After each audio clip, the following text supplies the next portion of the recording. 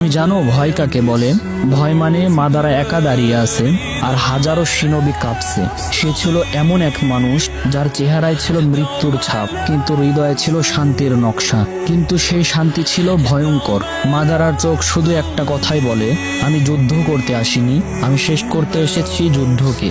এক সময় সে বলেছিল, আমি সেই ছায়া যাকে কেউ ধরতে পারে না, কারণ আমি কখনো আলোতে দাঁড়াই না। তুমি জানো একজন মানুষ কবে হারে? যখন তার চোখে পানি আসে, কিন্তু সে তা কাউকে দেখাতে পারে না।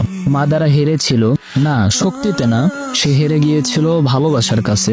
মাদারা শেষ নিঃশ্বাসে স্বীকার করেছিল, তোমরাই ঠিক ছিলে।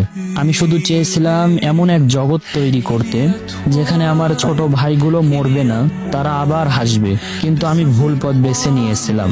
মাদারা উচিহা আমাদেরকে শিখিয়ে যায়, পৃথিবীতে সবচেয়ে বিপজ্জনক মানুষ সেই ব্যক্তি যে কাঁদে না, শুধু ভাবতে থাকে। ভিলেনদের জন্ম হয় না, তাদের তৈরি করা হয়। সবচেয়ে কঠোর চোখের পিছনেও এমন এক কষ্টদায়ক ইতিহাস থাকে যা কেউ কখনো জানেই না। সে